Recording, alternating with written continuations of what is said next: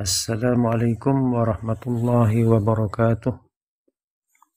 Alhamdulillahi rabbil alamin. Wabihi nasta'in. Wa ala umuri dunya wad din. Wassalatu wassalamu ala rasulil karim. Sayyidina Muhammadin. Wa ala alihi wa sahbihi ajma'in. Wa ba'du. Alhamdulillah. Segala puji bagi Allah, Zat yang memiliki dan menciptakan alam semesta.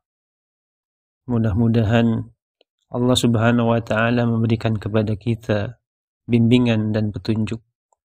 Salam salawat semoga Allah curahkan kepada Nabi kita Muhammad sallallahu alaihi wasallam, kepada para sahabatnya, pada keluarga beliau, kepada para tabi'in, tabi'in, dan generasi-generasi yang kemudian yang selalu setia dengan sunnah nabinya. Para penuntut ilmu yang Allah muliakan, para pengkaji Islam yang Allah muliakan, dalam kesempatan yang baik ini kita akan membahas apa yang dinamakan dengan politik atau siasah. Banyak orang menganggap bahwa politik itu adalah perkara yang kotor atau urusan-urusan yang terkait dengan perkara yang kotor, sehingga tidak sedikit banyak masyarakat yang menjauhi politik.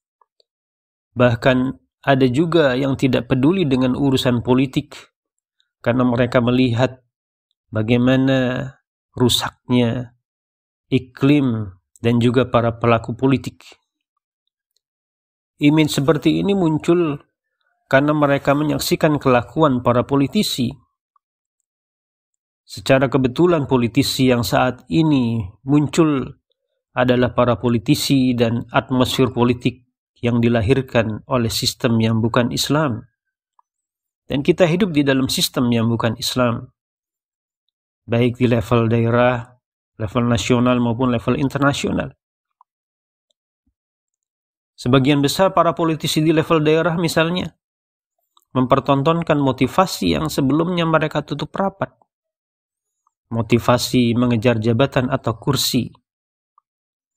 Kita bisa melihat ketika kampanye, para politisi jenis ini rajin menebar janji untuk mendapatkan simpati dan dukungan masyarakat. Setelah mereka duduk di kursi jabatannya, penyakit-penyakit laten para pejabat itu kambuh, lupa atau lalai terhadap janji-janji yang pernah diucapkannya.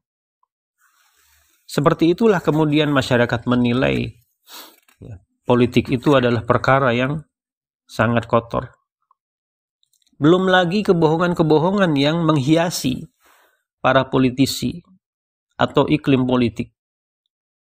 Bahkan sampai level internasional, kita pernah menyaksikan bagaimana kebohongan George Bush Junior tatkala menginvasi Irak beberapa dekade lalu dengan dalih bahwa Irak menyimpan senjata ataupun teknologi nuklir. Dan ternyata belakangan itu adalah alibi yang dibuat-buat. Karena memang setelah Irak ditaklukkan, dikuasai oleh Amerika, tidak terbukti alibi yang digembar-gemborkan oleh George Bush Junior. Kebohongan-kebohongan semacam itulah yang dipertontonkan oleh para politisi. Sehingga kita juga terjerumus dalam pandangan yang menganggap bahwa politik itu adalah perkara yang kotor. Banyak kebohongan di dalamnya, banyak rekayasa, dan seterusnya, dan seterusnya. Lalu apa sih sebenarnya politik itu? Apakah memang sedemikian kotor? Tentu saja kita tidak bisa menilai sebuah istilah atau konsep hanya berdasarkan pada fakta atau para pelaku politik. Karena fakta atau para pelaku politik bukanlah gambaran yang sebenarnya tentang sebuah istilah atau konsep. Dalam bahasa Arab, politik itu dikenal dengan sebutan siyasah. Berasal dari kata dasar sasa yasusu siyasatan.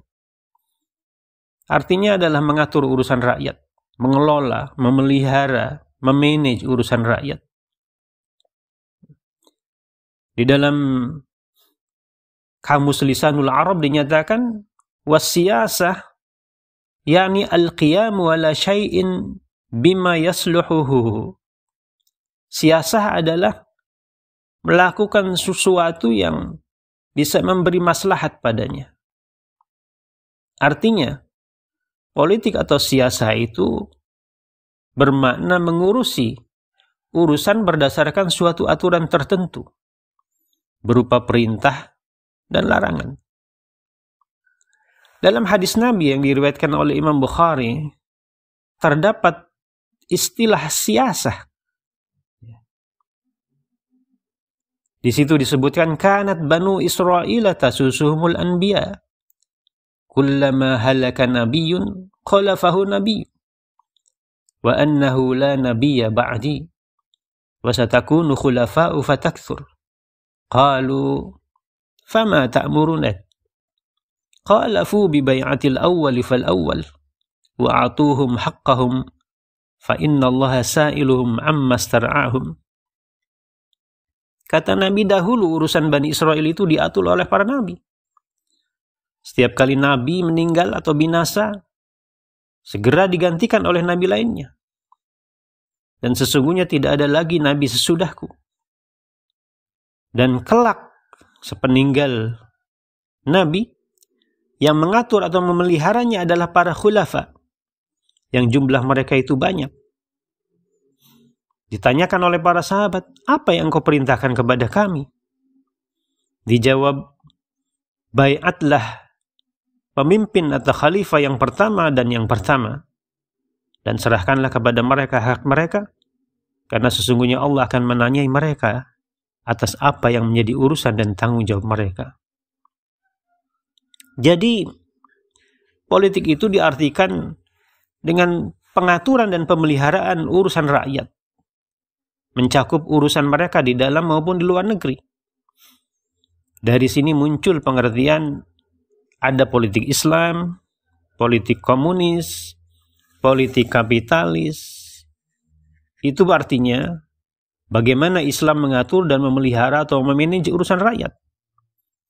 Bagaimana komunis mengatur dan memelihara urusan rakyat. Bagaimana kapitalis mengatur dan memelihara urusan rakyat. Dengan demikian, tata cara pengaturan dan pemeliharaan atau manajemen urusan rakyat itu berbeda-beda, tergantung dari sistem politiknya, berkiblat pada ideologi apa. Itu dari segi sistem politiknya.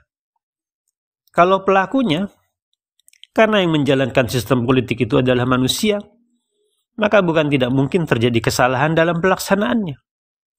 Karena manusia itu bukan malaikat. Tidak ada yang sempurna. Jadi bisa saja secara sengaja dia melakukan kesalahan. Atau bisa juga tidak sengaja. Karena kebodohan atau kealpaannya. Jika manusianya yang keliru, maka tidak fair lah kalau kita klaim bahwa politik itu kotor. Karena itu kita harus belajar politik dari akarnya, dari ideologinya. Kalau kita sebagai seorang muslim, maka belajarlah apa itu politik menurut Islam, menurut ajaran kita. Karena politik menurut versi kapitalisme, versi liberalisme, berbeda dengan versi Islam. Politik menurut komunisme juga berbeda dengan versi Islam. Mudah-mudahan kajian perdana tentang politik ini bisa bermanfaat untuk cara mengelola berpikir kita berdasarkan Islam. Subhanakallahumma wa bihamdika asyhadu an la ilaha illa anta astaghfiruka wa atubu ilaik. Wassalamualaikum warahmatullahi wabarakatuh.